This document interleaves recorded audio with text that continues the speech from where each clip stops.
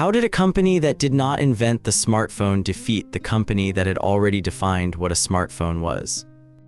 In the early 2000s, BlackBerry was not just another device maker. It was the standard for mobile communication. Executives, government officials, lawyers, and professionals depended on it. Its physical keyboard made messaging fast.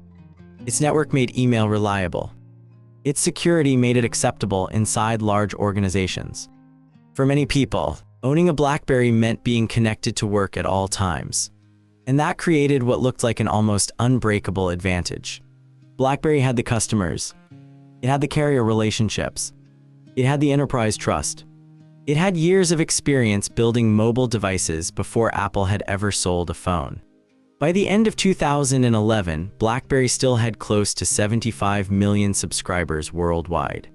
That was more than 4 years after the first iPhone had launched. So the familiar explanation does not quite fit. BlackBerry did not disappear because Apple arrived and instantly took everything away. BlackBerry continued to grow after the iPhone entered the market. It still had scale. It still had a respected brand. It still had a product that worked extremely well for the people it had been designed to serve. Yet the direction of the market was already changing. When Apple introduced the iPhone in 2007, the company entered a category it had not created. Smartphones already existed. Mobile email already existed. Internet access on phones already existed. Touchscreens also existed. BlackBerry had every reason to believe that experience, reliability, and an established customer base would protect its position. That belief reflected a common rule in business. The company that enters first has more time to learn, more time to build relationships, and more time to create barriers against competitors. In many industries, that is true.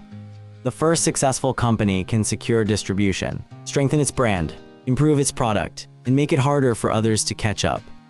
By the time a new competitor arrives, the leader may already understand the market better than anyone else. BlackBerry appeared to have all of those advantages. Apple, by comparison, had no history in mobile phones. It had no installed base of business users. It had no reputation for enterprise security. It was entering a market dominated by experienced handset manufacturers and powerful telecommunications companies. And the first iPhone was not obviously superior in every way. It lacked several features that existing smartphones already offered. It did not begin with a large library of third-party applications. It was expensive. It asked users to type on glass instead of using the physical keyboard that BlackBerry customers trusted. But in its first 74 days, Apple sold 1 million iPhones. That number alone did not mean BlackBerry had lost. But it revealed something important. People were not evaluating the iPhone only as a better communication tool. They were responding to a different idea of what a phone could become. That is where the real competition began. Not between two keyboards. Not between two operating systems. Not even between two companies trying to build the best smartphone by the same standard. The deeper question is why BlackBerry's enormous lead, strong customer loyalty, and proven technology were not enough to protect it. To answer that, we first need to understand what BlackBerry had actually built, why it had become so powerful, and why those same strengths made the coming shift much harder to see. To understand why the market eventually shifted, we first have to understand what made BlackBerry so dominant in the first place. BlackBerry did not become successful because it built the most entertaining phone. It became successful because it solved one of the biggest business problems of its time. At the beginning of the 21st century, staying connected outside the office was difficult. Mobile phones were primarily designed for voice calls and text messages. Laptop computers offered full productivity, but they were not always available. Email was still closely tied to the desktop. BlackBerry changed that relationship. Its devices gave professionals secure access to corporate email almost anywhere. Messages arrived instantly. Battery life lasted through long business days. The physical keyboard allowed users to respond quickly without carrying a laptop. Behind the device itself was BlackBerry Enterprise Server, a system that connected corporate email networks with BlackBerry smartphones through encrypted communication. For large organizations, this was not simply a convenient feature. It reduced security concerns, simplified device management, and gave information technology departments centralized control over thousands of employees. This combination created an unusually strong competitive position. A company purchasing BlackBerry was not buying only hardware. It was adopting an integrated communication system that combined devices' software, network services, and enterprise management into one package. That integration also strengthened BlackBerry's relationship with mobile carriers. At the time, carriers were central to the mobile industry. They controlled distribution, subsidized devices, and determined which products reached consumers. BlackBerry's efficient data compression reduced network traffic while its services generated recurring revenue opportunities for carriers. That made the partnership valuable for both sides. The company also developed remarkable customer loyalty. Business professionals became accustomed to the familiar keyboard. BlackBerry Messenger created fast and reliable communication between users. Security became part of the brand itself. When people discussed smartphones during that period, many were really discussing BlackBerry. From the company's perspective, the formula appeared logical. Continue improving battery life. Continue strengthening security. Continue refining email. Continue serving enterprise customers better than anyone else. Those priorities reflected the needs of the customers who had made BlackBerry successful. Nothing about those decisions appeared irrational. In fact, annual reports from Research in Motion consistently described the company's strategy around secure wireless communication, enterprise mobility messaging, voice services, and real-time access to corporate information.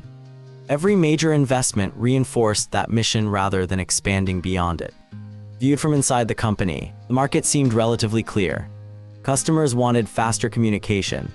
Companies wanted stronger security. Information technology departments wanted centralized management. Carriers wanted efficient network usage. BlackBerry delivered all of those exceptionally well.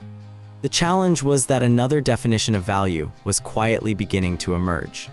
Outside the enterprise market, a growing number of consumers were starting to expect something different from their mobile devices.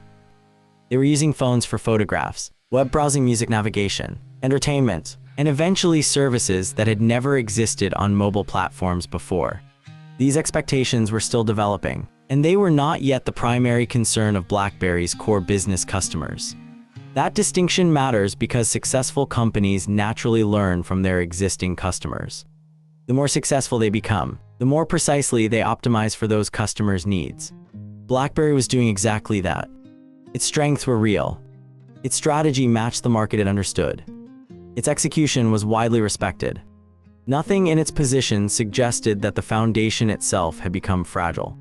Yet while BlackBerry continued perfecting a communication device for professionals, another company was preparing to redefine what people expected from a phone altogether. That difference would soon transform the basis of competition across the entire smartphone industry. The turning point did not arrive because Apple released a phone with a longer list of features. It arrived because Apple quietly changed the role that a smartphone was expected to play. When Steve Jobs introduced the first iPhone in January 2007, he described it as 3 products in one: a widescreen music player, a revolutionary mobile phone, and a breakthrough internet communicator. That message was significant because it shifted attention away from individual technical specifications and toward the overall experience of using the device. The hardware itself mattered, but the interface mattered even more. Instead of treating the keyboard as the permanent center of interaction, Apple replaced it with a multi-touch display that could change depending on what the user wanted to do. Reading an email, browsing a website, looking at photographs, or watching a video no longer required separate physical controls. The screen itself became flexible. That single design decision expanded what software could become. Applications were no longer constrained by a fixed keyboard or limited navigation buttons. Every developer could design an interface specifically for the task being performed. The importance of that change became much clearer 1 year later. In 2008, Apple introduced the iPhone 3G alongside the App Store and the software development kit that allowed outside developers to build applications directly for the platform. This was far more than a software update. Apple was inviting thousands of companies and independent developers to participate in improving the value of the iPhone. The early response was immediate. Apple announced that users downloaded more than 10 million applications during the App Store's first weekend. 1 year later, the company reported more than 65,000 applications, more than 100,000 registered developers, and over 1.5 billion application downloads. Only a few months later, the App Store exceeded 100,000 available applications. The pace of innovation was no longer determined only by Apple's engineering teams. Every new application expanded what users could accomplish with the device. Every additional user made the platform more attractive to developers. Every successful application increased the value of owning an iPhone. The product had become part of a self-reinforcing system. BlackBerry recognized the importance of software as well. The company introduced BlackBerry App World in 2009 and continued investing in its operating system. It expanded multimedia capabilities, introduced touch-based devices, and later invested heavily in a completely new operating system through the acquisition of QNX. These were substantial investments rather than symbolic responses. However, they were being made while BlackBerry was also supporting an installed base built around enterprise infrastructure, multiple hardware designs, carrier relationships, and customer expectations that had developed over many years. Its challenge was no longer limited to creating better devices. It also had to persuade developers, consumers, and businesses that its platform offered enough long-term opportunity to justify continued investment. The company's own regulatory filings increasingly reflected these competitive pressures. Research in motion identified rapid technological change, evolving customer expectations, stronger software ecosystems, and the ability to attract application developers as growing strategic risks.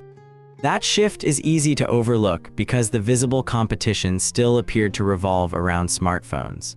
In reality, the basis of competition was becoming much larger than the device itself. A phone with better hardware could certainly attract attention. A platform that continuously gained new capabilities through thousands of independent developers could evolve much faster than any single company could manage alone. That did not immediately determine the outcome of the market.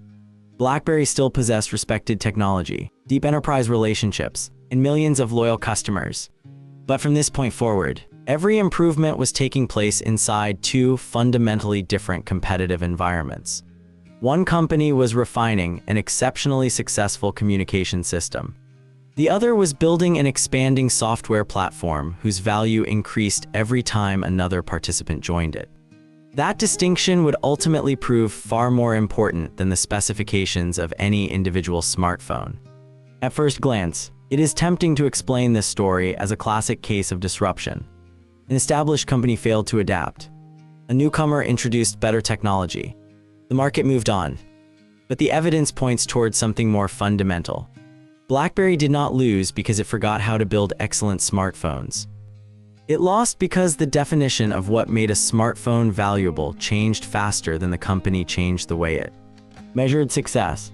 That distinction matters. Throughout its rise, BlackBerry optimized for a world where communication was the primary purpose of a mobile device. Success meant secure email, reliable messaging, efficient data transmission, long battery life, centralized management for large organizations. Every improvement strengthened that position. From that perspective, BlackBerry was making rational decisions. Improving security was rational. Protecting enterprise customers was rational. Refining the keyboard was rational. Supporting existing corporate infrastructure was rational. The problem was not that these priorities became unimportant. The problem was that they stopped being sufficient. Apple was competing according to a different set of assumptions. Instead of asking how to build the best communication device, Apple increasingly focused on building the best personal computing experience that happened to fit inside a pocket. That shift changed who created value. In BlackBerry's model, most innovation came from inside the company. The company designed the hardware. The company controlled the software. The company managed the infrastructure. The company delivered improvements to customers. In Apple's model, the company created the platform, but much of the future innovation came from everyone else. Every independent developer who released an application expanded the usefulness of the iPhone. Every successful application attracted more users. More users encouraged more developers. More developers created more applications. The platform improved continuously without Apple having to invent every new use case itself. Competition therefore moved away from individual product specifications. It moved toward the ability to attract participants into an expanding ecosystem. That helps explain another important observation. Many of BlackBerry's strengths remained genuine advantages. Its security continued to be respected. Its enterprise capabilities remained valuable. Its physical keyboard still appealed to many professionals. Those capabilities did not suddenly become obsolete. They simply represented a smaller share of the value customers were beginning to expect from a smartphone. At the same time, purchasing decisions were also changing. For years, enterprise information technology departments had been the primary gatekeepers. They evaluated security, compatibility, and manageability before approving devices for employees. As smartphones became personal computing devices used throughout daily life, employees increasingly wanted to choose the devices they preferred. Organizations gradually adapted to support those preferences instead of determining them entirely from the top down. Research in Motion itself acknowledged this trend in regulatory filings, identifying the growing practice of employees bringing personally selected devices into corporate environments as an important competitive challenge. Seen from this perspective, Apple did not defeat BlackBerry by outperforming it in every traditional category. Instead, Apple altered the categories that mattered most. The market gradually placed greater weight on software experiences than hardware familiarity, greater weight on application ecosystems than integrated messaging infrastructure, greater weight on expanding possibilities than optimizing existing workflows. That is why BlackBerry's leadership became increasingly difficult to defend. The company continued improving within the competitive framework that had originally made it successful, while the market increasingly rewarded a different framework altogether. Once those evaluation standards changed, the contest was no longer between two smartphone manufacturers trying to build better phones. It had become a competition between two different ideas of what a smartphone was supposed to become. That difference, rather than simply who entered the market first, ultimately determined which company shaped the future of the industry. Seen from the end of this story, the outcome begins to look much less surprising than it first appeared. BlackBerry did not lose because it failed to invent enough technology. Nor did Apple win simply because it introduced a more attractive product. Both companies were highly capable innovators. Both invested heavily in engineering. Both understood that smartphones would become increasingly important. The crucial difference lay somewhere else. BlackBerry continued to improve the product that had already made it successful. Apple changed the definition of what customers believed the product was supposed to do. That is why many of BlackBerry's competitive advantages remained valuable without remaining decisive. Security continued to matter. Enterprise management continued to matter. Reliable communication continued to matter. But these strengths became components within a much broader expectation. Customers no longer evaluated a smartphone primarily as a communication device. Increasingly, they evaluated it as the center of their digital lives. That shift affected every participant in the industry. Developers invested where they could reach more users. Consumers preferred platforms offering more applications and richer experiences. Businesses gradually adapted to the devices employees already wanted to use rather than exclusively determining those choices themselves. As those forces reinforced one another, the market rewarded companies that could expand the entire ecosystem instead of optimizing a single product category. This is why BlackBerry's position became progressively more difficult to defend. Its leadership had been built inside one competitive framework. The market had already begun rewarding another. Looking back, it is easy to focus on visible milestones. The launch of the first iPhone, the introduction of the App Store, the rapid growth of mobile applications, the decline in BlackBerry's market share. But these events were consequences rather than the deepest cause. The more important change happened in the way value itself was created. Once software developers' services and user experience became inseparable from the device, leadership could no longer be protected by simply producing better hardware or strengthening existing enterprise relationships. Success increasingly depended on creating an environment where others could continuously add value to the platform. That is why entering the market first was no longer enough. Being first gave BlackBerry experience. It gave the company customers. It gave the company trust. But none of those advantages could permanently protect a business if the market began measuring success according to different standards. Apple did not need to invent the smartphone to become its dominant company. It needed to redefine what owning a smartphone meant. Once that new definition became widely accepted, competition itself changed. The companies were no longer trying to build the best version of the same product. They were competing to define what the product represented in people's lives. That is the enduring significance of the Apple and BlackBerry rivalry. Business history often celebrates pioneers because they arrive first. But markets rarely reward companies simply for arriving first. They reward the companies that reshape how customers perceive value. The first company may create the category. The company that redefines the category often determines its future. And that may be the most important reason why leadership in technology is never protected by innovation alone. It is protected only for as long as a company's definition of value remains the same definition that the market chooses to believe.